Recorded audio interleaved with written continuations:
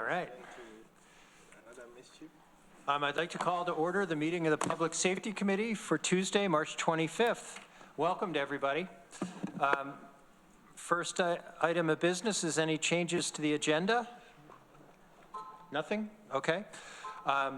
Next up is public comment, and I believe we have one person online that we want to hear from and would like to talk to us. I think that's Zach Wynn. Is there anybody else? Good afternoon. Can you hear me? We can hear you. Please go ahead. Thank you very much. My name is Zach Wynn. I live downtown in the city of Ithaca. The Ithaca Police Department seized a large amount of methamphetamine at the Green Street parking garage adjacent to the Asteri building the day before yesterday. One of the persons who was arrested was involved in the kidnapping of Thomas Raff, a man whose addiction to meth was a primary factor in his living in the jungle and eventual kidnapping and murder. This is only the most recent seizure of a large amount of meth in the area, with late January seeing 2 ounces seized in a raid at an apartment in the Asteri building. Meth is a particularly pernicious drug that defies casual use. It typically has an almost irreversible effect on people, and it is nearly impossible to escape the drug's grasp. It is also evident that where there are meth dealers, there are meth users, with the psychosis the drug induces resulting in at least some of the crime and violence that is so routine in the community. I would like to know if the county or the sheriff's department currently has a specific effort to address the methamphetamine problem apart from regular law enforcement activity. Is there a task force dedicated to the meth issue like there is with opioids? If not, I think it would be beneficial to consider creating one. Also, last month I discussed the vandalism of the Tesla chargers near Route 13. It is now clear this vandalism was an early example of a now nationwide pattern of vandalism and arson targeting Tesla dealerships, charging stations, and vehicles.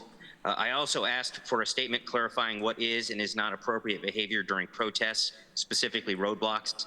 The city's color-coded guidelines are a poor substitute for a clear condemnation of illegal behavior by the county. This summer is shaping up to have civil unrest unseen since 2020. Please take the opportunity to ask the public who wishes to protest to abandon the tactics of roadblocks and vandalism. These tactics only serve to undermine the causes of those perpetrating them. There is no downside to clarifying this to the public in a statement. Thank you. Thank you. Is there anybody else who wishes to address the committee? Seeing none, I will proceed to minute approval from February 25th, 2025. Could I get a motion? Mike moves. Lee seconds. Questions or comments on the minutes? Seeing none, are we ready to vote? All those in favor? That's unanimous. Great. Next up is Chair's report. And I do have an item I would like to talk about, but I would add another starter, as they say in horse racing, an added starter, which is we had public comment just a few moments ago about protest. And my sense is, given what is happening on the national level, we will see a lot more protests locally. I think it's a given. And certainly the speaker is right that in 2020, this was a really fraught moment. I think we got through it okay locally, but across the country, there were lots of examples where it got out of hand and bad things happen. Do we want to make any group statement? I've spoken on this issue myself as one legislator, but is this something you think the legislature should comment on or not? I'd just like to put that on the floor and have us talk about it a little bit. Shauna. Yeah, I continue to think that it should be everyone's right to go to the streets and protest. I think as Americans, that's one way that people are actually feeling heard and feeling empowered. Obviously, the concerns that I think Mr. Wynn noted were blocking traffic, which in my mind, we should all be law-abiding citizens. I think, whenever we talk about vandalism or harm to others, for me personally, that's where it crosses the line. So I think that peaceful protest, I think we should absolutely value that as Americans, value that as a community. But there have been times whenever it crosses the line, so I would certainly acknowledge that. Yeah, I think I generally agree with everything you say there, and in fact, I would almost encourage protest on some elements. I'm thinking of, I think his name is Mahmoud Khalil from New York City, that is being held in custody and was a green card holder. And the rationale is that there's a national security interest in not having anybody from a foreign country disagree with the current administration's policy. I find that an offensive idea. Even if I don't agree with everything Mr. Khalil says, I don't see there's a real danger in foreigners coming to our country and expressing opinions. I think that free speech issue should cross that line, and they should be allowed to speak as well. And it's dangerous, the idea that there's categories of people that now would be disallowed from presenting their opinions. Anyway, so I think we could make a statement that is pro-protest when necessary, but really defining the boundaries of what is acceptable and what isn't. Mike?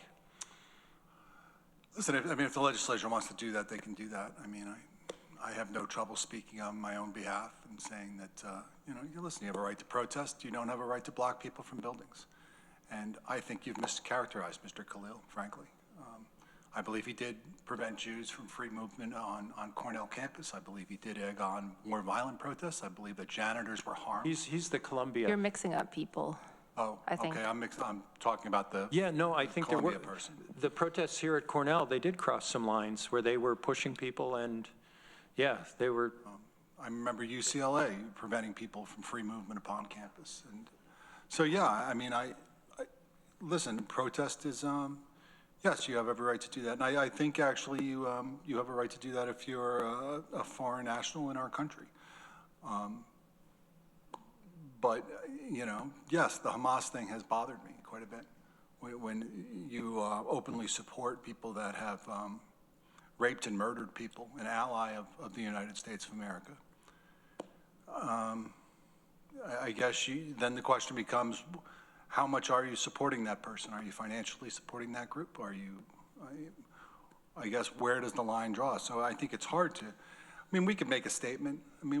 Heck, we can make a statement that we like peace. I think everybody wants peace in the world. But then you get down into the nitty-gritty of the wars that are being fought around the world right now, and then you're going to have disparate views. So, yeah, if that's something you want to pursue, we can certainly do that. If not, I have no problem speaking out and saying, yes, I think people have a right to protest. I don't believe they have a right to bar people from free movement upon campus, which is clearly what's been done, or the taking over of buildings, or the spray painting of statements upon one of Cornell's statues. The list is long of what people have done wrong. And frankly, what's going on with Teslas right now is ridiculous. The firebombing of cars, people getting pulled over in Teslas and being threatened. It's being egged on by a number of people in very high positions in this country. yeah. I guess the question is, would it benefit us or benefit the community for us to make a statement? Lance? I just want to note, because my department deals with a lot of this, that we've actually had, I think, a very successful policy, for you to keep in mind this, with the police adopting a de-escalatory approach in dealing with protests. That's kept the community safer. It's also reduced costs. I can give you examples back to when I was a kid. I've dealt with this issue a lot. If you escalate, that tends to produce escalation. And you look at a lot of other localities, if you go back to 2020, how they dealt with things, how we dealt with here. We had very relatively peaceful protests. Even, I was thinking 2020, I recall we had a large, I think it was a 2020 protest about George Floyd and all of those related issues, and there was a counter protest, and there was actually in that counter protest, I recall, we had some Proud Boys come down in tack vests. One or two of them had bear mace, which is a potential weapon. The police handled that, using that de-escalatory strategy, and it was relatively peaceful. There was some counter campaign, and they, yelling at each other a little bit, but there were no arrests. It was peaceful. So I think there's a lot of benefit. And I know it's annoying, maybe people are in this, blocking a street or in a street. It's like, but it,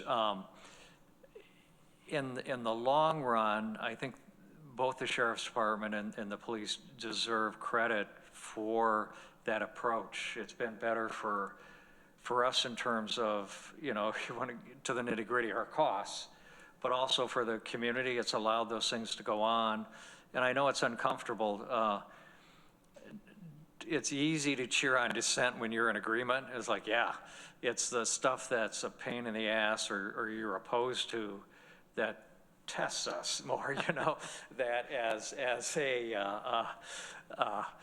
as Americans. But so, and I think that is, I can just personally say, because I don't think anyone here disagrees, I worked overseas in authoritarian countries, and when people discovered I was an American, one of the first things they always were like, we want what you have, which was that freedom to dissent and tell government, go piss off, for lack of a better phrase. Freedom to say, This is a family-friendly committee. Yeah, so it is, and I understand there were, certain groups protesting in the street, I'd probably be like, but it's part of being this. So I think whatever you do, you need to keep in mind, we've had a successful strategy here in terms of the police response to allow dissent. And I think Matt gets some credit for that too. His office, his approach, peaceful political dissent, they don't seek to punish. I don't think anyone referenced, acts of vandalism or violence. It kind of separates out. But whatever you do, I would just suggest you keep in mind how successful they've been. Okay. Maury? First, with apologies, Zach reminded me about the red, green, and yellow poster that we had developed at the city, and I think that would be a great starting point, and I know I was going to circulate it, so that's the apology. But just, I think it would be great for the committee to review it, but we worked very hard to achieve the kind of balance that Lance and Shauna were talking about, just to sort of go through the green, yellow to the red on one particular issue, which was blocking sidewalks and so forth. In the green area, one of the, what kind of activities are in the green zone? One is picketing if access to businesses and public facilities is not forcibly blocked. Okay, so that's green, that's good. Then you move to yellow. Blocking streets and sidewalks in a way that causes inconvenience but no danger to public health or safety. And so what happens in the yellow zone? Police will be continuously monitoring events, consulting with superiors, making efforts to convince protesters to maintain order, et cetera. Now to the red zone, forcibly blocking streets, sidewalks, or access to public facilities or private businesses. What can you expect law enforcement to be doing? Law enforcement will be taking actions, including arrests, to reestablish calm and protect the health and safety of the public. So that shows a continuum on this sheet. So contrary to it being toothless, I would like to circulate it for the committee's consideration and for the ledge's consideration in terms of what to issue, if anything, as a public statement. And this was accompanied, as Lance noted, by a general order of the Ithaca Police Department that went into more detail and established that sort of de-escalatory approach for protests. So I will get these circulated. I don't think our red, yellow, and green was toothless. Just looking at it on that particular issue, I think it's well balanced and might be a good idea. Yes, please. We'd love to see that. Shauna, did you have your hand up, or? Yeah. And then Lee? So I will say that 2.5 years ago, I was one of those individuals that actually bought a Tesla. I drive 35,000 miles a year, carting my kids back and forth to Syracuse. And it was kind of my way to give back as far as not having, as much of a carbon footprint. And, before, I will say that on one end of the spectrum, my political friends were flicking me off for driving a Tesla 2.5 years ago, and now it's completely switched over. And, people on the other end of the spectrum are now flicking me off. But, to some extent, like whatever, I get flicked off constantly and it's not a big deal. The problem is whenever it crosses the line and I'm driving into Boston, and not only do I get flicked off, but they're trying to ride me and my son off the road. Like, that's when, for me, it becomes a problem. And so, I understand people are upset. People are upset with both sides of the political spectrum. But, whenever you start physically harming people and causing people to feel unsafe, I think that's when people are crossing the line. So I just want to be very vocal about that, a car should not make a political statement. People should feel safe driving. They should feel safe with their families. I shouldn't have to worry if I park in the Wegmans parking lot, my car's going to get vandalized. I think many people that bought these cars 2.5 years ago had no idea what was coming up in the future. So, I would ask, and I personally have not, I have experienced this here in Ithaca, unfortunately being flicked off and given the thumbs down signal and everything. But, I would just ask that people have a little bit of grace at this point. Not all of us are the enemy, and in fact, I keep thinking, you could flick me off and give me the thumbs down all day long. But the reality is, I'm a Democrat. I'm here working essentially for free, 40 hours a week serving our community. So, I would just ask people, I guess, for a little bit of grace and recognize that, people don't know the whole story. And, a car certainly should not, put a scarlet A on your chest. Okay, Lee. When was the date of that issued, Maury? When we issued those guidelines? Yeah. 2021. It was early 2021, and it was basically an outgrowth of the 2020 protests, because there were a bunch of situations that went over the top, and I think there was perhaps a realization that the city maybe let some things boil over the top, particularly the two older folks who were, caught in a roadblock on the block by IPD. Yeah, and in addition to that, I'm still bothered by the protest and the injury that occurred when a political headquarters was opened up out on Meadow Street, and there was an injury out of that to an older lady, and very inexcusable.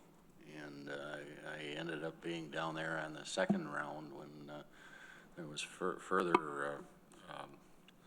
protesting that occurred, and certainly not acceptable. I agree with much of what Shauna just put out there. And in addition to that, anything that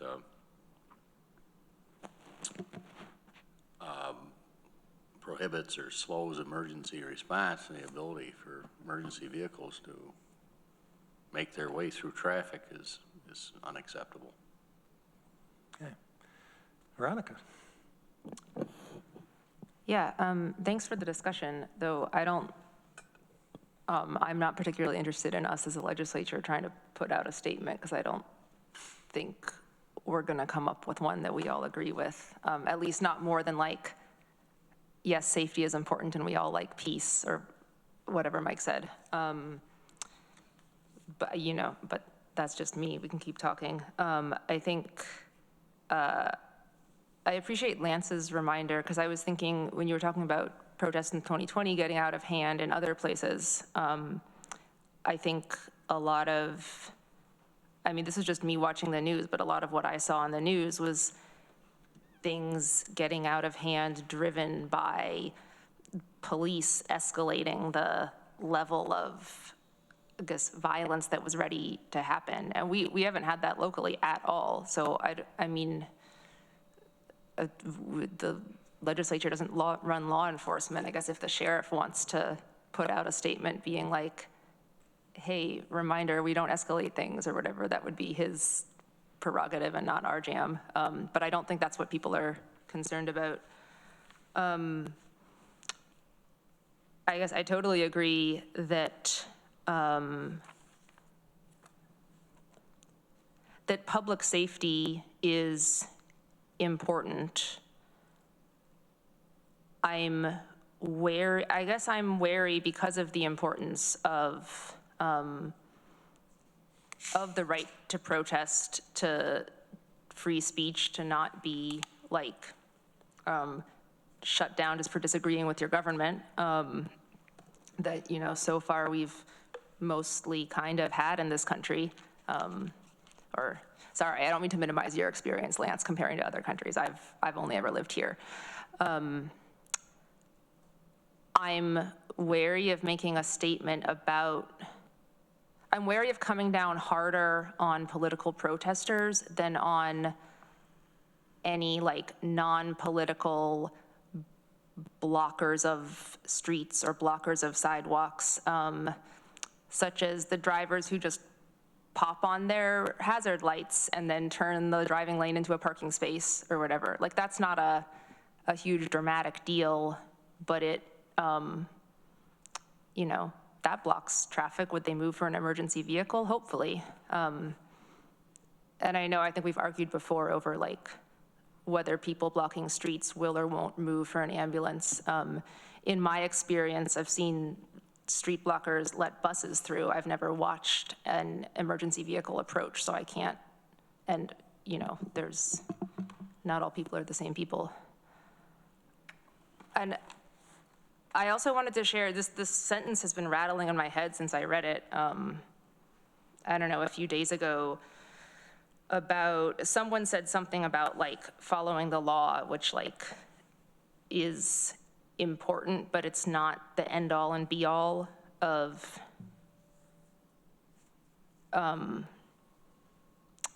anything. This was a Cornell professor like writing in the Cornell Sun about a statement from the administration about a promise to follow the law. And the professor says, the 1933 Law for the Restoration of the Professional Civil Service led to an entirely legal purge of Jewish faculty from German universities. Those among the purged who did not manage to escape Nazi Germany perished in very legal death camps. We're not at that level in the US, but I don't want to take like, this is legal, this is not, as the line for where we make statements and enforce things, because we're not even close to being consistent with that in the first place. I think we tend to be more like humane about things than that and understanding the messiness of real life. But those are my thoughts. Thank you. Sheriff. Thanks, Rich. I just wanted to chime in and mention, we did recognize that the city of Ithaca did a lot of work on the policy as far as crowd management. We mirrored that policy several years back at the sheriff's office. Obviously, when we have protests, they've always been in the city of Ithaca. Doesn't mean they always will be. And we usually just play a supporting role to the Ithaca Police Department in that. So we thought it was important to have a policy that was kind of in line with the city. Just wanted to put that out there. Thank you. Anybody else want to speak? I think we certainly have different views on this. My sense is it might be worth looking at a statement just to make sure we are very clear that we support protest. And in fact, we encourage it in some sense because that's necessary for true democracy to work, but that we want to, you know, remind people about the boundaries around it, maybe adopting the red, green, yellow framework and state it. You know, I don't want us to take a tremendous amount of time on this because I'm not sure how many people really listen to us, but it might be worthwhile to go on record. If you'd like, I can try to do a draft of that and we can kick it around at the next meeting. Or tell me, no, Rich, please stop. Mike. I like that. I like the fact that you would do the red, green, yellow thing. I mean, if the sheriff's already kind of mirroring it. I think it's important to set expectations with the community that we want them to protest, if they have issues they want to talk about. Just let's protest well, and let's make sure that Tompkins County is an example for the rest of the country. Any objection? Okay. I'll Maureen? try.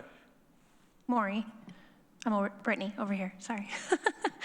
If you wanted to forward the red, green, yellow to me and I can disseminate and copy you on it if that's easier.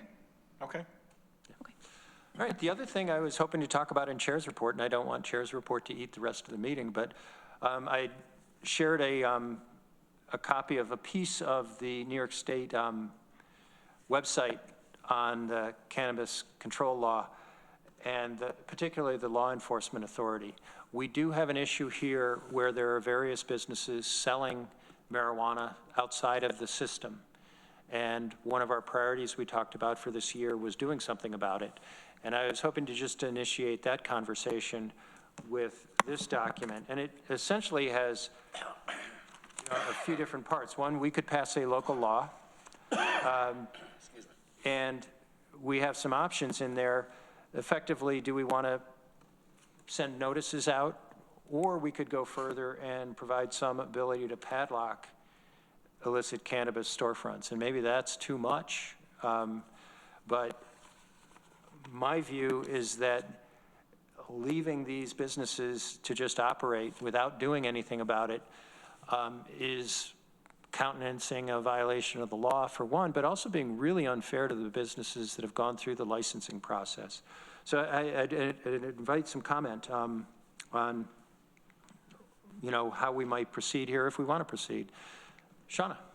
I would love to go forward with a local law because I think it actually outlines what needs to happen, and then it provides an enforcement mechanism for us. And it needs to, obviously, I read this, and it needs to be consistent to everyone that's breaking the law.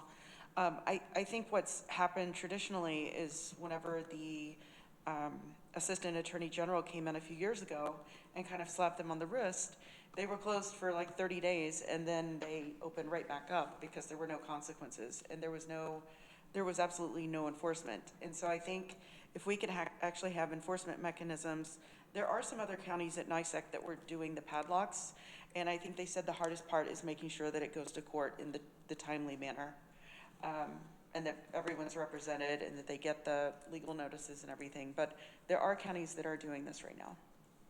Okay. Lee. 2 questions. Does the city have anything on the books? I don't believe they've passed anything yet, have they? I don't believe so either. And most of the sites that are selling illegally are in the city. So that's another issue I think for us to consider. That's my point, because that'd be my question. Are you envisioning the county enforcing within the city on that? Yeah, I think it would likely be a joint effort. The big piece of work is it's one thing to slap the padlock on the door, so to speak, but you need to be in court within 3 days on an order to show cause seeking to enforce that. So I think that's, something both the city attorney and I have looked at in terms of, how would we get this done? Is this more civil than criminal? It is civil. It's civil It is enforcement. civil. Mike. I guess that's my big question. I mean, it's great that we could pass a law, and I'm all in favor of that. I know there is a way to report these to the state. It doesn't sound like they are really coming through with it. But if Derek and the chief of Ithaca Police kind of aren't on board, then we're passing a law with no teeth. So I'd like to hear from Derek to see if what he would need to enforce this, if he would be willing to enforce this, and if he is willing, what he needs to make that happen. So. Yeah, I'm definitely willing to enforce it. We had a meeting, several months ago, I thought, the county and the city, and we were starting to work on this, or at least start the conversation. I don't know what happened since that time, but yeah, I think a law would be helpful from a law enforcement perspective, because we need something to enforce if we're going to move forward with it. So absolutely. I was curious whether this could also be dealt with through the Department of Health, given that they're going to restaurants and checking on food safety. Would that be something we could decide to structure a local law around, or? That was one element of the discussions. I think The Department of Health articulated safety concerns with that because, they have issues with that even for a TUPA enforcement, and they're concerned about going into businesses that are, both It seems engaged like- in unlawful vape sales and unlawful It cannabis seems like sales. law enforcement would be the better pathway, but I raise it because you could do it that way. You could. Different municipalities have had different approaches in terms of who they indicate in their local laws are the enforcement authority. It's typically law enforcement, but there was one example of a proposal where it was the county's Bureau of Weights and Measures that was responsible for initial enforcement. Okay. And then the prosecution of under the local law, can that be the district attorney or the county city attorney? It's one of those things where, do they participate in each other's business? It's civil litigation, so it would typically be, come out of, for example, if it were in New York City, it would be the Corp Counsel's office that would be going to court on it as opposed to any of the district attorney's offices. But, on first blush, I don't see why we couldn't cooperate in getting the legwork done on that. But I'll defer to Derek on that. I'm sorry, to Matt on that. Yeah, Matt, I know you're not busy and you don't have enough to do, so you might be anxious to join. Well, going back to public comment, I think we could probably all agree that if we were going to focus our resources, which are limited, on methamphetamine versus cannabis, I think the obvious choice is methamphetamine. And I think the elephant in the room in this conversation is that you need evidence to prosecute any of these cases, whether it's civil or criminally. And you need somebody who is going to collect that evidence. Typically, it's police officers. And those, I certainly don't want the police officers focusing on cannabis at the expense of enforcing more dangerous narcotics laws or other criminal offenses. If you want to somehow bring in 40 more police officers into the community for this purpose, then cool, we can, and give me like 3 more prosecutors, then I think we're all good. Well, Shauna, let me just note that I don't think this is a giant issue. I think there's a few properties that are selling marijuana illegally, and that if there was a concerted effort, it would probably be addressed and stopped, and that the legal pathways to buy marijuana would be the ones remaining. And I think it's happening because we're not doing any kind of enforcement. But I'm not sure this is a gigantic lift. I don't know. But I think we should probably consider that question. Shauna. I think the other part of the conversation needs to be that we can't expect our staff to do this without adding resources and without adding money. Everything just takes time and money. And with that said, it might make sense to roll it out of environmental health and run it through the Board of Health like we do tobacco and flavored tobacco. We currently, there's a hearing, and then the Board of Health actually decides the fine. So that it's not necessarily law enforcement, it doesn't go to the courts, that type of thing. I guess the other question is, in order to be able to afford this and afford the staff to do that, there probably should be a fee structure for, for example, for flavored tobacco. If one of our environmental health individuals walks in and they ask for a flavored product, and there are, let's just say 40 vape pens that have flavored tobacco in it, they're charged per vape pen. And so sometimes they're being charged $15,000 for a fine. If you're getting that type of fine from these individuals, you're going to pay for your staff pretty quickly. Yeah. It does seem like we have several different options on how we could go forward with this. So what would be a process? And I guess I'll back off for the committee. Does this seem like something we want to get more information on? Yes from Shauna? Yes from Lee and Veronica? Mike? Yes? Okay. Maury, maybe you could be the point person on this, if you wouldn't mind, that you Happily, could. I will, Bridget had been doing a fair amount of work on it in Corsa's office, so I will round up that group and get the discussion going again, with hopes of providing a report at the next public safety meeting. That would be great. Sheriff, does that make sense to you? Good. Okay. Thanks, everybody. That's Chair's report. We can move on to County Administrator's report. Corsa, welcome. Thank you. Let me get this done. Thank you. We don't have a lot on the table. We have a resolution. It's a budget amendment. Basically, I think we've done multiple number of these since the beginning of the year.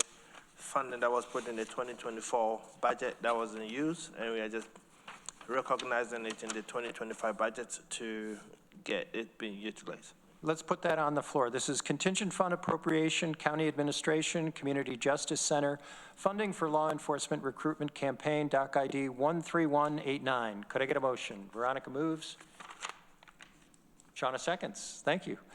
Okay, discussion. Shauna. I guess I just wanted to ask if this was for Ithaca Police or for the Sheriff's Department. We have Mona on screen. I don't know if she. I'll pivot to Mona to respond to that. Hi, good afternoon, everyone. It's for the recruitment and retention under the CJC, so it's still open to both. It covers both law enforcement for Tompkins County Sheriff's Department and the City of Ithaca. And Mona, my recollection is that we actually haven't seen any candidates through this process yet. Do you think you're going to do anything different with this remaining $8,000, or does it continue those advertisements on the radio? What would you spend the money on? Go ahead. I mean, it's going to do both. We have some other things in the works. We were having a little bit of difficulty with our vendor getting back and finishing out the second half of the contract, so that's why it hadn't been spent. So it will be the advertising, and then we also have some other things in the work for the recruitment and retention. Okay. Lee. What's the status on recruitment at this point? Are there a lot of vacancies in the agencies? I'll have to defer to, Sheriff? We don't have anyone in the city with us. Yeah, the sheriff or under sheriff? How are you guys doing it with staff? We're doing fine. Our corrections department is full staffed right now. We do have a few openings in our road patrol that just came up, but we have some lined on at least one lateral in the near future, so we're holding our own. Okay. You know, I know this has been a really big issue at the City of Ithaca, but I've lost track of where they're at right now. Does anybody know how they're doing with hiring? Mona, do you know anything about that? I met with Chief last week, and they do have some that are in, what do you call it, in line right now. I think they're headed to the academy, maybe 2 or 3 that are headed to the academy, and they have brought on a couple officers. I mean, I can't give a definite number for you, but that was the conversation that we had last week. Okay, good. Mike? I guess I just had a question about why WSKG? I'm just curious as to how that was chosen as the vehicle to advertise if we're trying to diversify our police. Part of picking WSKG, I think I will go with Dominic when he was in the director of communications position with the county. That's something that him and I worked on, and they were willing to run the ads when, I guess, the structure of it worked with the way they were willing to run it. And then IPD was willing to go with WSKG also. All right, I just, going forward, I mean, I hope we'll look at other avenues for advertising. Yeah. I don't have anything against SKG, I just think they have a very specific viewership, and I don't know if that really aligns with what our goals are. Yeah, given the importance of the effort and the value of the jobs, these are good jobs. I'm wondering if, you know, a direct approach to, say, high schools would make sense. But, you know, that up to you guys where you go with that. Okay, well, anyway, we have the resolution on the floor. Any further discussion? We ready to vote? All those in favor? That is unanimous. Great. Okay? Yep, so that's all my report. All right. Okay. We will keep going. Next up is the sheriff. Welcome, and welcome, Under Sheriff. Thanks, Rich. You should all have our written report in your packets, some good information in there. Just one thing I want to talk about briefly, in addition to that report, is we had some conversations last time about the impact on our local jail with the state prison strikes. We are still, the state is still not taking our state-ready inmates. I think last time I reported we only had 2. We currently have a head count of 71 and an additional 8 board outs. So our jail numbers are really high. And we have 6 state readies now waiting for the state and another one anticipated here shortly. We're hearing that maybe by the end of the month, they may be ready to take our states again, but it could be prolonged a little bit. So that's important because our head count is right up there approaching our max of 82. So it is starting to impact us a little more significantly. So I just wanted to put that out there. Thanks for letting us know. That's certainly the highest number I think we've seen in 5 years, maybe, since the pandemic, certainly, and maybe even sometime before then. Okay. And other than my resolution or any questions, that's all I have for the committee. You know, I did want to note Officer Brenda Tompkins' retirement. That's quite a career. Yeah, I might have actually mentioned that at our last meeting. I couldn't recall, but yeah, she did retire. We're going to have probably one more on our road patrol here shortly in the next week or so, and then another one in our jail corrections staff in July. Okay. Yeah, why don't we get your resolution on the floor? This is authorization to accept the Justice Assistance Grant funds on behalf of Rochester Institute of Technology to assess the Tompkins County Sheriff's Office Crisis Alternative Response and Engagement Care Team. And it's doc ID 13186. Could I get a motion? Shauna moves, Veronica seconds. Sheriff, do you want to talk about this? I think I mentioned this at our last meeting too. This is a result of the New York State Division of Criminal Justice Services getting wind of our care team and the work we've been doing as a county and sheriff's office, and they want to study it and see how it can maybe benefit other jurisdictions. So we partnered with RIT, a professor there. The funds that we received through DCGS to do this study will come to us as a county, and then in turn we will be reimbursing RIT for their work. So it's very exciting. I hope something good comes out of it. And we're anticipating the whole project. Do you recall, Jen, I think a year and a half, maybe he mentioned it would probably take? Yeah, he's anticipating June This seems to be a great... 2026, they would have a written report ready. Sorry, I interrupted there. Great. I was going to say, this seems like a great complement to our county and your program. And I assume that things are proceeding along as they have been, which is really well. Yep. Yeah, as I mentioned, I believe also last time, Rich, our second team is up and running. It's been going great. And, you know, maybe through this study, we'll come up with some ideas that we didn't think about ourselves. And who knows, maybe it'll make it even better. I'm hopeful. And is there a similar program now operational at the city level? The city does have a care team. I believe their staffing in that area is hurting. I think they have their mental health clinician still out on leave for a medical reason. But they do have the program and they are working through it, to my knowledge. Will this study look at the city program as well, or just the county? I believe it's just looking at the county, although, you know, if the city's willing, which I'm sure they would be, if the RIT has interest that they think more data from their group could be beneficial in the study, I would certainly recommend it. Yeah, I'd be curious to see if that they could be included, because it would be more data. And yeah, Lee. Remind me, if you can, the cost of the care team. Did we have a $250,000 target amount that funded that? I don't recall the exact amount. Sorry, Lee, I don't think I could answer that right offhand. Okay. I could certainly find it out.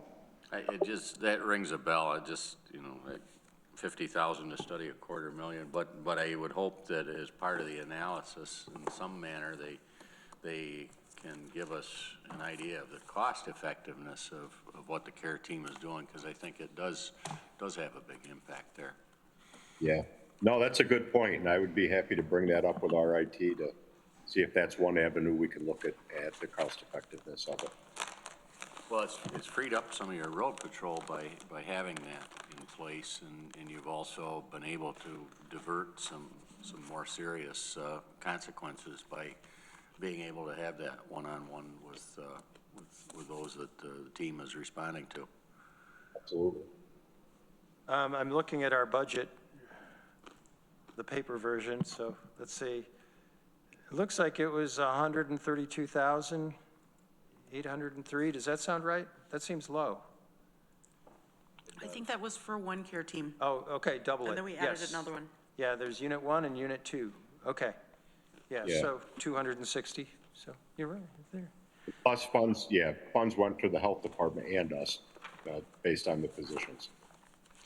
Yeah, certainly if the study could give us some sense of ancillary impacts of this program, that would be really useful.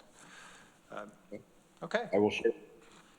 Well, and it also lays the groundwork, because I know you've thought at times about, with your initial, what you viewed as effectiveness of it, that there has been some talk that you may want to expand it into more than the hours that what you're able to fund right now.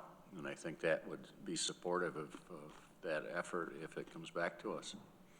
Okay, yeah, good point. Okay, anybody else? Are we ready to vote? All those in favor? That's unanimous. Great. Okay. Sheriff, I don't want to put you on the spot, but we did have that question about methamphetamine. Did you have any thoughts on the comment that you're ready to share right now? Is this something we should maybe talk about at a future meeting? No, I don't mind chiming in on that. As you recall, we've been pretty effective in the task force we've run out of the sheriff's office. We, for starters, took on the GIVE program, as you recall. That's now in the hands of IPD, and it has been for a little bit now. That goes hand in hand with our drug problem. Yes, it's focused on crimes involving weapons, specifically firearms. But, as we know from experience, the two go hand in hand. If you're focusing on firearms, you're also bringing in the guns and vice versa. We also have had some success with our domestic terrorism group that we've organized and have been running. That's still in the works and has a long way to go to get it to the level we would like it to. But, it's funny, Mr. Wynn had brought up the task force specifically for methamphetamines. We have been talking with one of our investigators recently, very recently, as of last week, to try to get another task force going, focusing on more major crime to include, illicit drug activity as well. So that is in the works. It's difficult because every time you put a task force together, you got to allocate staff to it to work specifically on that problem. And when you only have so much staff, it is difficult to do, but it is something we're seriously looking at doing and trying to combine resources from different law enforcement agencies to work on these issues together. So it is in the works. Too soon to really say how long it's going to take to get this up and running, because we are just starting and just started the conversations last week. But yeah, it's an important thing and we're looking at it. Do you see any change in trend? Has there been an uptick in methamphetamine use in the community, or? It's so hard to say, Rich, because it always fluctuates so much. It seems that it's all over the place, and I can't really speak to that if there's an increase in it, but overall, we've all seen that it's been an increase over the last several years, and it's a problem. So Mr. Wynn is exactly right, and something we're going to take a look at. Thank you. Right. Okay, anything further for our sheriff? Okay, thank you. Let's keep going. Next up is our district attorney, Matt. Welcome. Thanks, Rich. I could start out talking about the last question or last issue. The difference with methamphetamine in recent years, we used to have a lot of locally manufactured methamphetamine and local meth labs and one-pot type manufacturing. That seems to have gone away in favor of higher quality, more professionally produced, like crystal methamphetamine that's being brought in from outside of Tompkins County. And when you see somebody like the arrest from 2 nights ago with 3 ounces of crystal meth, that's a large amount. That's Class A felony charges. So that's, that's significant, but the next day we may see a high level of cocaine or fentanyl, heroin. Those are the 3 major types of drugs, illegal drugs that we see, and those do go hand in hand with guns. It's very rare to see anyone with a large amount of narcotics that doesn't have a handgun or some form of weaponry to protect themselves. Could I interrupt you just for a second? Is this a school group? Yeah. Do you guys have any questions of the Public Safety Committee? We just came to this committee because it happened to be during our class time, and we wanted to make a time to visit the legislature office and see what you do, and note that everyone is welcome to come in at any time. So it is coincidental that it's public safety. Thanks for stopping by. Yeah, thank you. Okay. Thanks. Yeah. Matt, sorry. Please.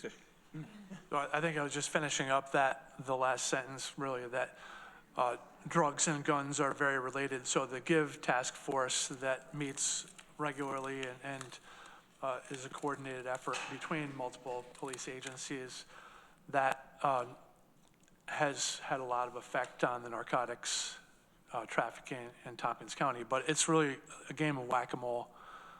There's one, you arrest one, and another one comes up the next day. The demand is so high for narcotics in Tompkins County. The task force, a drug task force, has existed in Tompkins County in the past, and it would be great to have another one. A big component of that has often been the state police. They have a unit called the Violence and Gang Enforcement Team, VGNet. They have not really been willing to come into Tompkins County for what I would perceive as political reasons. And they will deny that. They will deny that if you ask them, but that is the case. So, that's a factor that just we're confronting. There's no solution to it. But I think that's my thoughts on the last topic of conversation. If anybody has any questions about that before I go on to the next thing. I do. When you say political, is this something we could pass a resolution about and they'd be, I mean, what are you saying, the political environment generally, that they think that we're tolerant of drug use? That the state police narcotics task force perceives that we are less draconian on drug offenders than other counties in our surrounding area, and they object to that. Okay. I don't think, and I guess if I was asked to respond to these outside parties, I would say, I don't think we're any more tolerant, but I think we're more open to what is the appropriate response. And is it just putting people in jail, or is it trying to address underlying issues? But I agree with you. Yeah. But it's unfortunate that if we're not getting the full cooperation from state resources, because we're certainly paying state taxes, I would know. Anyway, a little editorial. Sure. Anyway, anybody else have questions or comments on that before Matt goes forward? Just trying to follow some of what Matt was bringing forward about the meth, cocaine, and fentanyl all kind of being in tandem. And does that speak at all toward the work of the opioid task force? Has it pushed people away from that to some degree and more toward the other alternatives? I don't know, I'm just wondering if they are all interrelated, you know, does it cause us to look to an expansion of that task force in its scope? I don't think any end user of a particular type of narcotics is going to change their behavior based on a task force. Their demand will be their demand. The task force is affecting supply. Okay. And that's, so you want to go in the same direction and try to interrupt that supply as well for other substances? Absolutely. All right. Okay, what else do you have? Talk to us about. So we, as one of the 62 counties in New York who was served by a group called NIPT, New York State Prosecutors Training Institute, they provide much of our continuing legal education and training for prosecutors, new and experienced. They provide us with lots of acronyms here, a case management system called PCMS, Prosecutors Case Management System, which is really a valuable tool. I think 50-some counties use it. The bigger counties downstate don't necessarily use it. But another part of that is how we provide digital evidence to defense attorneys. And it's a cloud-based system where we upload evidence into the cloud, and then we send a link to defense attorneys, and they are able to download the materials and access them. Currently, NIPT provides that service to us, and they charge us per terabyte of storage. And they also provide us, some people call it a tunnel, some people call it an API. I don't know what API stands for, but it's a link between. I used to know what that acronym meant, yes. Yeah. It's a link between the body camera that every police agency collects and the DEMS, the Digital Evidence Management System. Body camera is provided through Axon. That's the biggest company in the U.S. as far as body camera and police, other dash cams and video and all kinds of stuff. The point of all this is that it's always been free until now.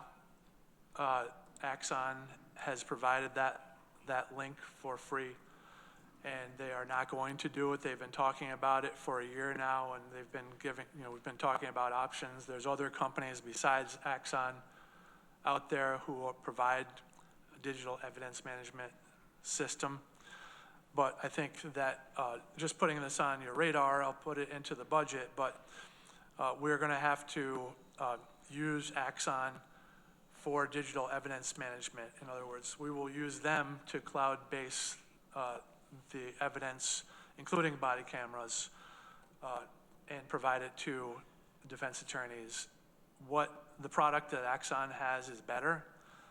It's got more options. It's got transcription. It transcribes the videos in real time, and it's very effective. It is what the police use.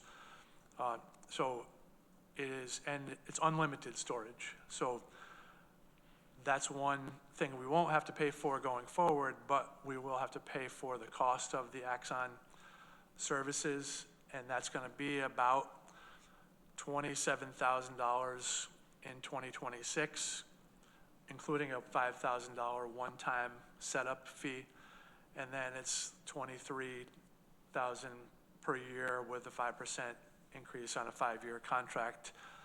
I haven't signed anything. I'm just talking to Axon, but it will be part of my budget, and you know, it's a necessary thing. We have to do it, and this will enable us to do it better. The DEMS program that NIPT has provided has been great, and it works very well without, you know, it does have some limitations that we won't have with the Axon program. So that's just kind of a heads up. What's the price differential between what you're paying now and the 20 6,000 or whatever. We're paying, well, we don't pay for DIMS, we pay for the storage, and that's been about $3,500 to $4,000 a year for storage. So you're talking about a swing of a little over 20,000 a year? Right, Okay. right. And I remember the presentation we were at last week from Mr. Aquilino, who said grant funds should not be used for personnel line items. That is a bright line rule. I wish I had had him with me last year in the budget presentation, but I will have that quote with me this coming year. So we stand prepared. Okay. So, All right. Questions for Matt? Corson? No, I just wanted to check, is the Association of DAs still working with Axon in terms of negotiating the rate, or that is settled now? say it again? The Association of State DAs, I believe some time back you were negotiating with Axon in terms of the package and the pricing. That, it wasn't a negotiation of price, it was essentially a negotiation to keep it free until we could come to an agreement on a contract. But that's been happening. Our good relationship with the state association and Axon has enabled us to keep what we have now without paying for it until we're able to secure a contract. Okay. Shauna? I'll catch you offline about some other stuff. Okay. Yeah, thank you. Okay. And last thing, really quick, I do have an assistant DA who's starting May 27th. So I will, when she joins us, she will be the 8th out of a 9 attorney staff. So we'll be short one, but we'll be grateful to have her. Oh, good with news. us. Yeah. She's brand new, just admitted to the bar in January, but she's been working in the Oswego County Public Defender's Office. And that means that almost everybody in my office has been a defense attorney at one point, and I think that's really significant and meaningful as far as, our ability to see both sides of the aisle and consider a case from, the human perspective. Yeah. No, that's good news. Good. All right. Anything further for our district attorney? All right. Thank you, Matt. Next up is Department of Emergency Response. And I know Mike had a conflict. Danielle, I see you there. Are you appearing for emergency response? Joe Melman is also here with me. Yeah. I'm sorry, and Joe's there? Okay. Welcome. Yep. I'll give you a chance. What do you want to tell us to start? Well, one of the things that we wanted to bring attention to is on the very last section, the emergency response department recognition. One of our EMTs under Joe was recognized by Anna Kellis as part of the Women for Distinction during the Women's History Month. Yeah, I saw that. So that was one of the things. Veronica had inquired about a EMS glossary of terms when we met last month. So Joe put together this EMS glossary of terms for everybody, and that just kind of breaks down the common terminology that we have. Did anybody have any questions in looking that over, or any clarification or anything? I thought it was really helpful. Yes, and I know we're going to have some meetings coming up with the representatives from the towns, and so we will be using all these terms, I think, shortly, or some of them. And I'm glad you mentioned the letter from Assemblymember Kellis, and this is it Kim Beckley? Yes. Her full name wasn't in there, but she was one of the people I was speaking with when you had the open house at the start of the rapid medical response. And I've known her since she was quite young, and I'm so impressed with how she's turned into just an amazing emergency medical services person. That was very nice to see. I did have a question, and I guess I'll let the committee, anybody else first? No? On the EMS in the news section, about this, it sounds like federal money, this federal program to help with emergency services. Is that something we might be eligible for here? Are we getting that type of money? To be honest with you, I'm not sure if that's something that we're currently getting, but it is something that I'm still trying to look into to find out if New York State is eligible for it or how we within Tompkins County would apply for that. Yeah, it looked like something that the state has to first take action on, right? And then, Yeah, that is my understanding of it. Yes. okay.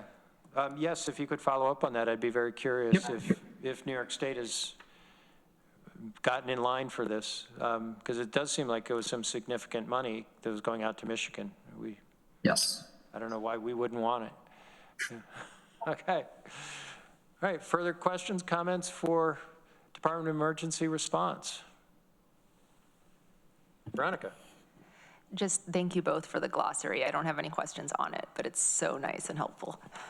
I can expand on it if there's other terms that anybody can think of that they would like definitions of. Okay, good. All right. And then if I may, just really quickly, I just wanted to direct everybody's attention also to the press release indicating that our county SISM team is up and running now, and that is for any first responder agency, fire, law, EMS, or dispatch. Joe is the team administrator. I'm the assistant team administrator.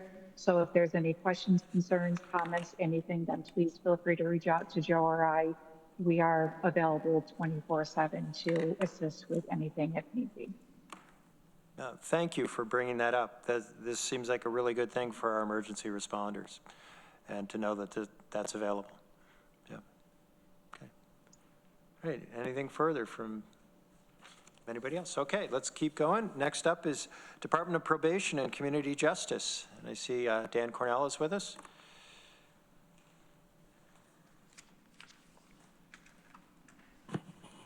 Welcome. Thank you. Good afternoon. I apologize for not getting the normal documents that we forward to this meeting sent in time. We've had a series of unfortunate events where many of my key staff are out unexpectedly, and one of those people is the person who usually forwards that, so I apologize. I'll give you a quick overview from our data dashboard.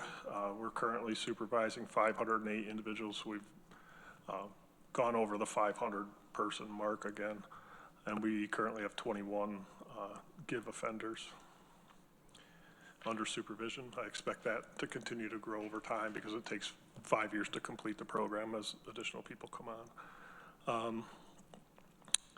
Big ticket item, our case record management system, Department of Budget and Office of Probation Correctional Alternatives. The case record management system we've been using for 20 years is no longer going to be supported. So there's a task force working on development of a new case record management system, which will be a big process because the system that we have is very, very effective, but has somehow fallen out of favor at the state level. It's going to be a massive change. It may result in some cost savings to the county. We currently pay about $45,000 a year for contracts and for them to host our information offsite. And the state's initial proposal is that they're going to come up with a statewide system that they're going to provide to all the probation departments. I haven't heard of a cost associated with that yet, but the other shoe may drop.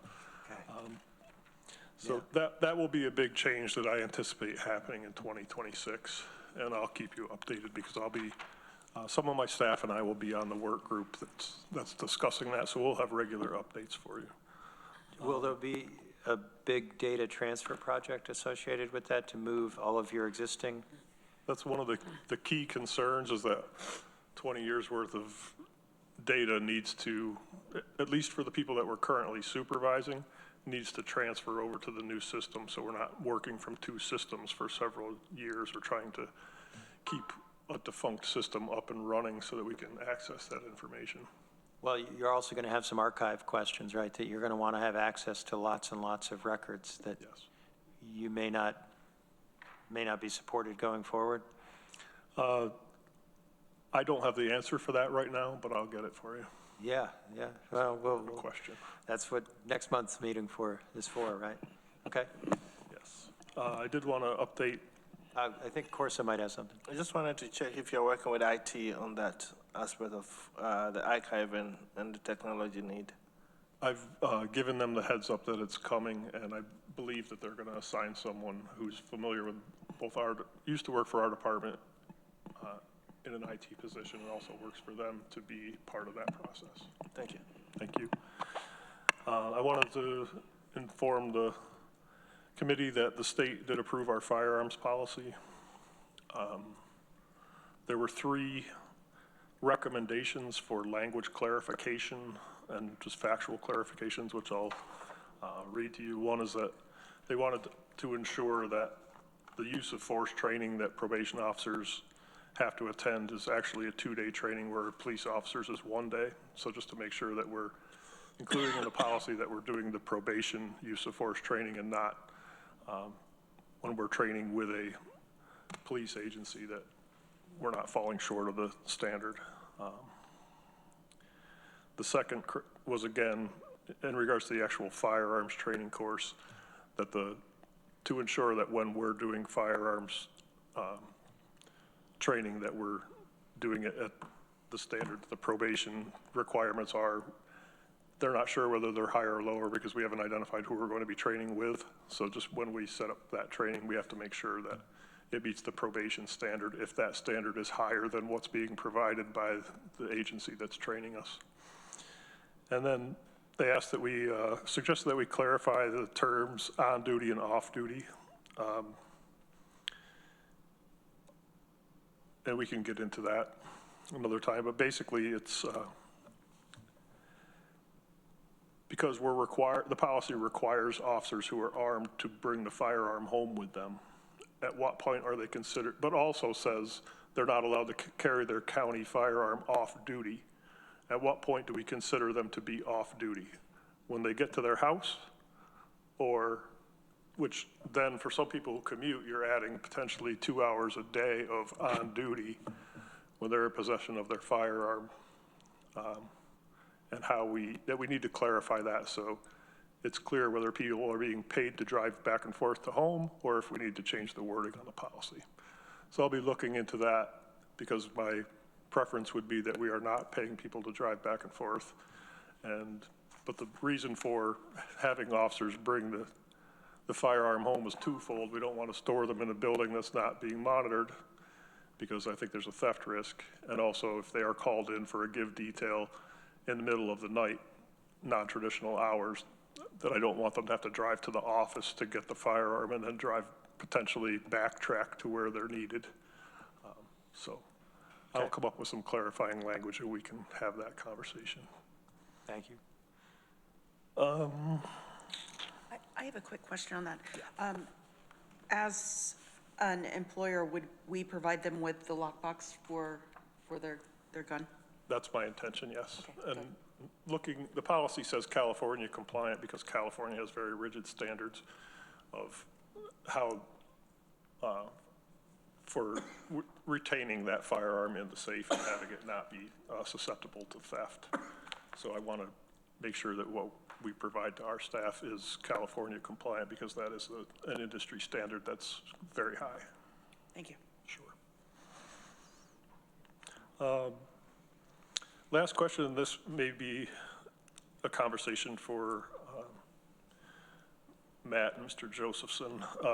Was recently contacted, actually yesterday, by OPCA inquiring why Tompkins County does not collect DNA for subject index cases, where we do collect DNA for all of our sentenced cases. The New York Codified Rules and Regulations, Title IX allows us to collect subject index. We never have because those people are not sentenced. and we're one of 13 holdout counties. I use holdout in air quotes because that's what we were told, that we're being encouraged to start collecting for subject index cases. The argument against that from our department. Dan, can I just interrupt you for a second, just for clarification? So when you're saying subject index, these are people that are perhaps accused of a crime, but not? They can be on interim probation supervision, so they're convicted but not sentenced. So usually we put the NYCRR Title IX allows us to add that as a condition of interim probation supervision. We never have. I believe that the rationale for that has always been that if someone's not sentenced, why are we providing their DNA to a subject index? And this is a New York State run index? The New York State data, DNA data bank, yes. Talked to some counterparts yesterday in the state after I had that conversation, and some of the people who are also not collecting subject index, and they've run that past their county attorneys and their district attorneys and been supported in not collecting it. So that is sort of the position I would like to retain unless the state mandates that we collect it for those cases. Any comment from Warrior Matt? I'm sorry I dropped that on you in a public meeting. If I could get your answer at another time if you need to think about it. Yeah, Dan, I would suggest you send me the materials and such, and I'd be happy to analyze it from a civil perspective, and I'll defer to Matt on any criminal law aspects of the issue. And I just was informed of this yesterday, so I should have given you a heads up before we got here, but thank you, and I will do that. I don't know if I would have said anything different either way. Okay. Are there any implications for doing it or not doing it? Does it affect your grants or agency cooperation, what have you? I don't believe it'll impact funding at all. It seems at this point to be OPCA's preference that we do it.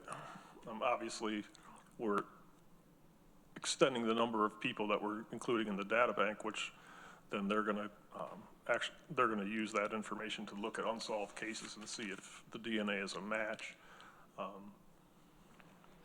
I think convicted and sentenced is a standard that's actually written into the law, not into the codified rules and regulations of Title IX.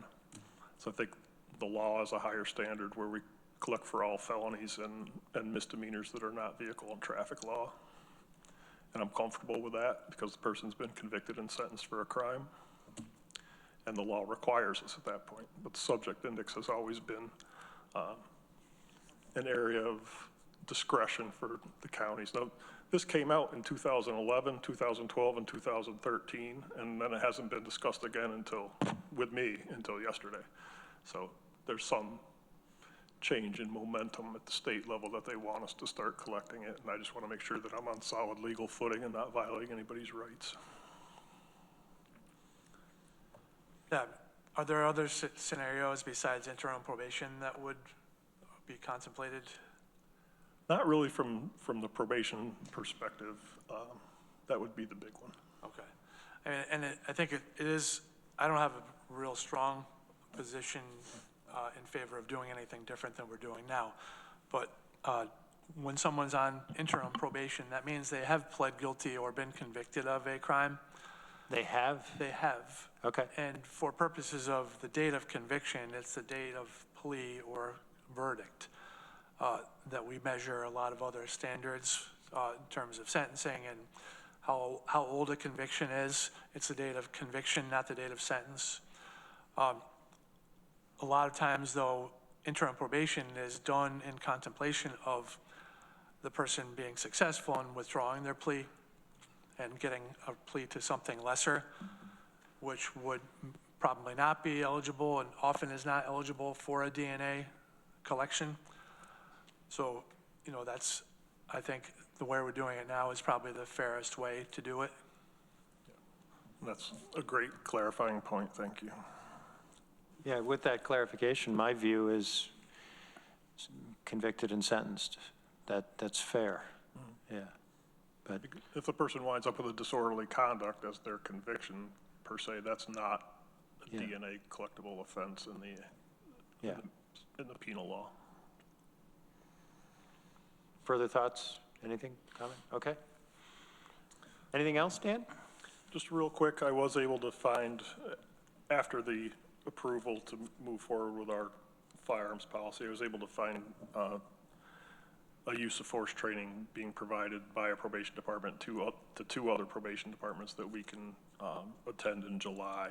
That's at no cost other than travel and housing. So. Okay. I did want to ask a question after the training from Friday about legal reserves and encumbering funds. Is that something that can be included as part of a department's budget, that you legally encumber funds and save them towards something in the future? Certainly, I think that you'd need to probably, I think you have to establish a reserve, and that has to be done by resolution, isn't it? Is that? I mean, a department can't do it on its own. No, it cannot.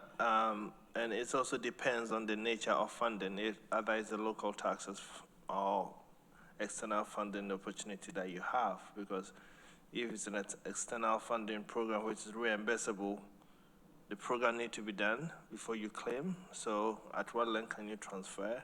But if it's locally funded, you have to justify in your budget, really. So if we don't fund it this year, the money goes back into the general fund, and then we need to make a determination, or the reserves, we need to make a determination to fund the program again the following year without actually appropriating additional taxes. So that's just like what was done, taking the money for contingency or appropriating other reserve to cover that. So there's a gray area there based on going back to the Dan's discussion, the training last week, is anything which is locally funded by the taxes, we should not just put in the budget because just to hold the money, but if we are very sure we're going to need to spend the money that year. So there's a gray area there where we need to discuss it based on need. At the end of the day, probation services a majority of the time is funded by local taxes. So we need to make that determination what we tax our population for at any point in time when we are planning the budget process. Okay. So it wouldn't necessarily be the department holding on to that money, but the county creating a reserve to build upon towards something that should be purchased, but is a high-cost item that I think would be more palatable to save money towards over the course of a few years. It depends. So, like, do you have an example where you're looking to buy? It's specific to the 25-year retirement that I believe Tompkins County should consider for employees down the road. I believe the buy-in price for that is $580,000 or somewhere real close to that, with an ongoing cost of $80,000 a year to maintain an investment in that process. It's going to become a real recruitment and retention issue down the road. It doesn't immediately impact. I have 5 staff that would benefit from that in the future when they're ready to retire. We're talking in 20 years. But the cost is going to go up to buy into it over time as you get more and more staff members who are Tier 5 and Tier 6, mostly Tier 6, is the population that would benefit from it. So my thought was if you could legally encumber an amount that you're going to need to pay to retain that program, so say the $80,000, if you could do that for several years, so 80, 160, 240, and then when you have the 580, you buy in, and then you're budgeted for the 80,000, so it's less pain over the course of time if that was something that could be done. Yeah. Maury, it looked like you. Yeah, I think there are multiple levels to the analysis. One is the general municipal law allows municipalities to establish something like 20 different types of reserves, each with different requirements for adoption and for expenditure. So I think the first thing is to identify what it is that you'd like money set aside for. The second would be whether that's done by accounting mechanism within, within the general fund, or whether, or within your budget, or whether that's done by a reserve. And finally, then there's the process of adopting the reserve, which always would require a resolution, and sometimes requires a permissive referendum, or in a few instances, a mandatory referendum. So if we're at the begin, from what you're describing, we're at the beginning of the process for that type of issue. I'd be happy to look at what type of reserve and whether there's an existing reserve that could be made a part of that the county has. It doesn't sound like it, but that may be a possibility. As our visitor from the state controller's office pointed out, although he indicated he's a big fan of reserves, they are also traps for the unwary in terms of setting them up and making sure that they're set up the right way, and that expenditures are done the right way, because failing, expending money from a reserve that's established pursuant to statute theoretically is a misdemeanor if you don't spend it the right way. We don't need that. No, Okay. I appreciate the discussion, and like currently 20% of my staff are in that position. Speaking with some of my other staff, just, who have been there a long time, how long are you anticipating staying? Within 5 years, we're going to have at least 50% of the staff who are in the tier 6 realm, who are going to have to work for 40 years before they're eligible to retire. And I think that is an awful long time to expect people to work when you're requiring them to have minimum of a bachelor's degree and 2 years experience to get the job, or a master's degree. So and then go through basically a peace officer academy. So you're wanting to hire younger people with master's degrees or 4-year degrees and 2 years experience. They're in their mid-20s, you're asking them to work for 40 years to retire, they're gonna be 65. And at some point down the road, I'll try to roughly calculate when that will be, maybe 20 years from now, you will have all 60-year-olds and above working at the probation department if everybody stays. And I don't think that's ideal, because there'll be a glut. People are staying to get their retirement, and people aren't retiring, there's no new people coming in. So this is a real long-term concern, but a lot of counties are pursuing the 25-year retirement. So that becomes a disadvantage to Tompkins County if we don't have it, because if pay is similar, people are going to go to a county that has a 25-year retirement versus having to work until they're in their Are early other 60s. counties doing this? Yes.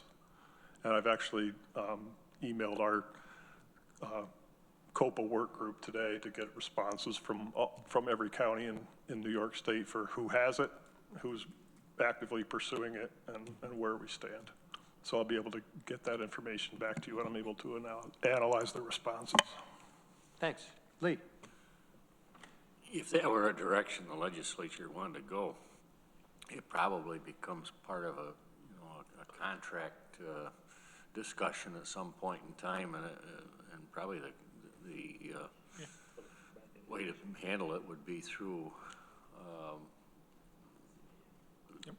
funding that goes along with changes to the contract.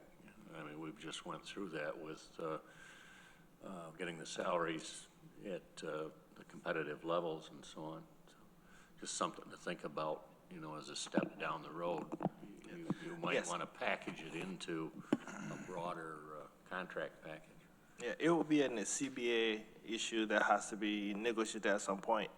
And I remember having similar conversations somewhere else about those approaches. And also, there's fiscal aspect and operational aspect that will need to be balanced. And then I think we can have the conversation and see what makes sense. Because also, when you hire new people, you spend a lot of money for them going through the training. So do we let the older people buy into a shorter contract so that they can go off to hire new people? There's operational and fiscal aspects that has to be assessed and then make a decision that is informed with data and facts. So I think when we get there, it's something that we'll be able to present to the legislatures as the path forward, what makes sense to the county and how we can also retain. Yes, there is a huge retention issues relating to that because a lot of people, if a new agency will provide them, will allow them to be able to transfer the time, and sometimes they just jump ship when they feel that they can retire earlier than what is being offered at the current employer. So there's a need there, but we will assess that and present it based on either the fiscal side as well as the operational side as well. I appreciate that. You don't want to be losing your, spend $10,000, $15,000 training somebody just to get them certified as a probation officer, have them stay for 10 years and get a lot of experience and then leave to go to another county for the benefit of being able to retire a decade earlier than they otherwise would be, so. Sure. Okay, well, more to come there. I appreciate it, thank you. Yeah, thanks, Dan. Anything else? No, sir. All right. We have Lance Salisbury, cleanup hitter. Although I've got 4 names to choose from here, so. Yeah, pick one, pick one. I would say finance director, but if you heard me talk about money, you would groan. In terms of my financial abilities, He's here all week. I am. Don't quit your day job. Okay. That's working for you. I'll be quick, just a couple of quick follow-ups on some of the discussion. I think, Dan, and you have it correct, convicted and sentenced to collect DNA, a lot of that, as Matt pointed out, a lot of those people on interim probation, they're negotiating, they're successful to a resolution where they can't collect it. That would create issues. I know my attorneys, some of the judges, it would be disruptive to that process. So I think you have the right approach. I mean, I think the state, it's the same issue, Matt, talking about, you asked about the task force. Matt has to be more diplomatic with those people than I do because I'm on the opposite side, but it is, I think, we see it from our perspective, it's a resolution of, in this county, we've traditionally looked at, when you have large drug busts or anything, kind of differentiating the key actors from people who are being driven more by addiction and getting different types of sanctions. That doesn't always please people outside the county. So I think that's why I think we're more successful with our approach than other counties. But yeah, certainly attending the NISAC Public Safety Committee meetings where you have a cross-section across New York State of law enforcement. It's a very different approach than we have here. And Yeah. I think our approach is far more nuanced. I'd much rather live here. And I think, frankly, we get better results than a lot of those counties, but they choose to rather spend their money in other ways, so.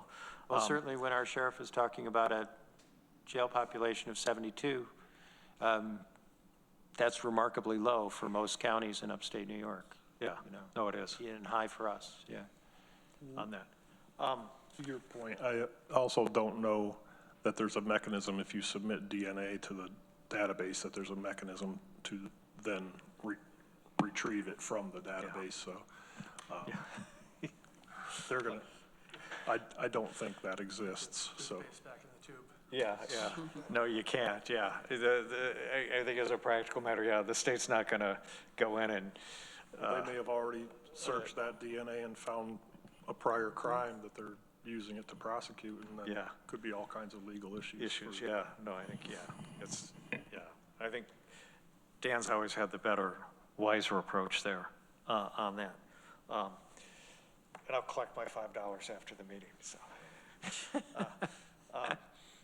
On that. Other than that, I don't, our numbers, nothing really significant there. It's always the first couple months of a year. It's harder to, discern if there are any trends. Nothing that's alarming. oftentimes our January numbers can be a little higher because you're collecting stuff that occurred in December before it hits us in the courts. Like you look at misdemeanors and so forth. So I always look more at, we start to get 3-4 months out to see if there's a trend there. And so nothing that jumps out that's alarming. Okay. Questions or comments for Lance? Lee? Remind me on these reports, Lance, are the first page active cases? These are active, these are new cases coming in each month. So they're active cases. These are based on assignments. We're assigning those cases, number of cases in that month. So you assigned 155 in February? Correct. And then that corresponds to the other page. What's the active management, that your number of cases that you're holding at any one time? You've added 155 to... I can look at, and with our data officer, we can look at, we close. Well, most of those will be, it probably safe to say at least 2/3 to 3/4 will be active. A lot of what'll happen is it's the misdemeanors violations that'll resolve quickly in court. Sometimes at the initial appearance. On that, the other cases almost always take longer. Family court are the cases that take the longest. Custodies, family offenses, and neglects are the ones that last, work their way through system. Some end quickly, but in general. So of those 155,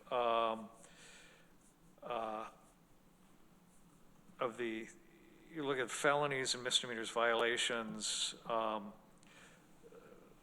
most of those will be active. If I looked at for instance, the 52 misdemeanors,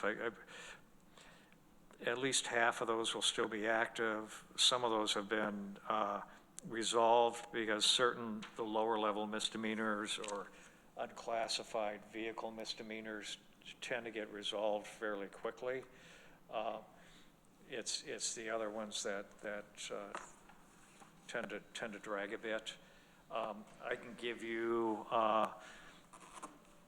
when I come on, because our data officer is just back on board, I can probably give you in April or May with the 2024 we have, what we opened, what we closed, what we have pending.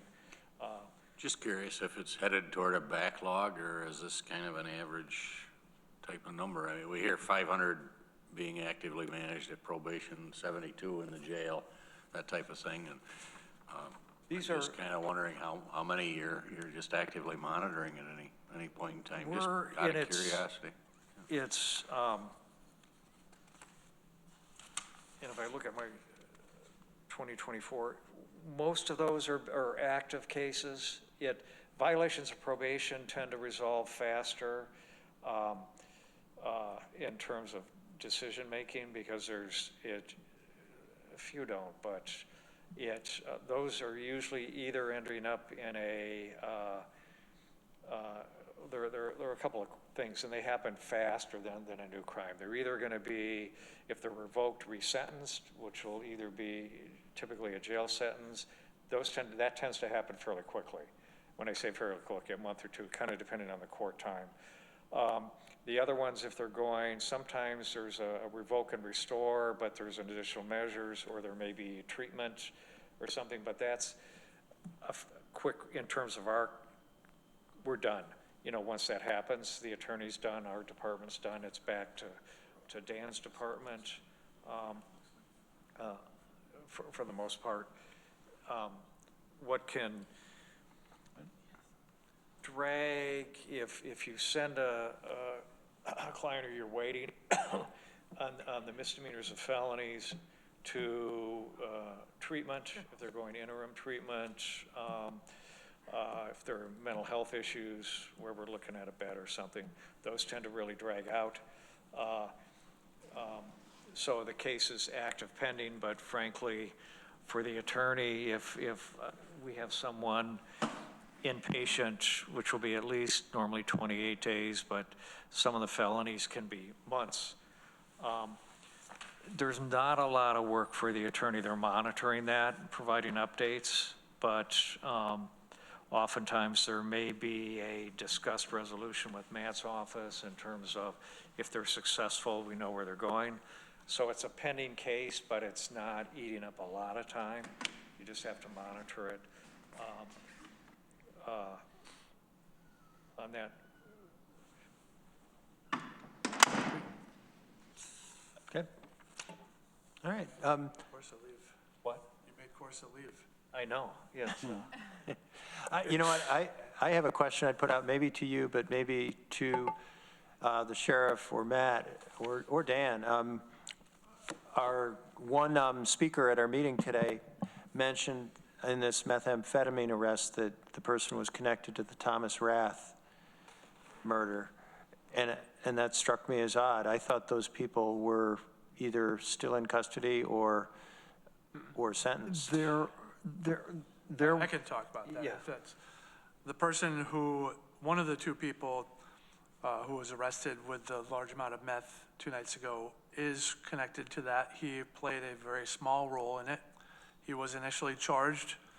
I think he cooperated with the Tioga County DA's office. He was convicted of a misdemeanor. He also had a felony domestic charge that we had here.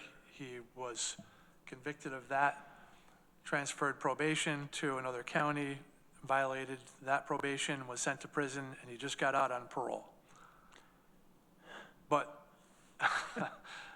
in the short, that was a long-winded answer, but he had a very small role in the Rath case. Sounds like a tremendous amount of activity in the criminal justice system in different directions. And that's not unusual. People, I don't know the individual, but I'm guessing if he played a smaller role, probably addiction issues and so forth, I'm guessing. But people in that situation can generate, oftentimes do, a lot of criminal activity in a short period of time because addiction's driving behaviors. So that's not, I mean, this person's been quite successful at one aspect of his career, and that's getting arrested. It's not that unusual that someone with serious addiction issues will have a burst of criminal charges. And just one other general question. Thank you for that. Ongoing impacts of the state prison situation. You know, it does sound like we're holding more people locally. I'm curious whether we're going to see far more people on state parole because they're just going to try to push people out of the prisons into the local community. I don't want to, Docs has interesting ways how they deal with these situations. I haven't in the past. I mean, from our perspective of dealing with them, at times they seem to try to move people out. They may have policies trying to move lower level nonviolent people out faster. I think that sometimes is directives from Albany in terms of, we're thinking of costs. My overall impression of docs is trying to, peel back the onion. We deal with them. Their decision-making off in terms of who's getting paroled and when oftentimes doesn't seem to make sense from the outside looking in. So I can't say, because you think, well, you would think this is a kind of a rational response, and that's not what seems to occur. So there may be, there may not be. I think the much more significant impact on us is the increase in number of people in our jail. I think the number at this point is probably 4 or 5 people who are state ready, who are still part of the 71 who are in the jail right now today. And to 6 now. Is it as 6 of now? yesterday, Okay, yeah. so, I mean, 6 people who are there, who are clearly have been determined that they need to go to state prison by a judge, are still with our local population of individuals who hopefully are not going to prison. So that's a bad equation in my view, and hopefully a short-term problem. Okay. All right. Well, thank you, everybody. Let's see. Any committee member reports? Good. I think we've covered our agenda. Any other business to come before the Public Safety Committee? Seeing none, I'd entertain a motion to adjourn. Shauna moves, Veronica seconds. All those in favor? All those opposed? Let's stay here forever. We are adjourned. Thank you, everybody. Yes.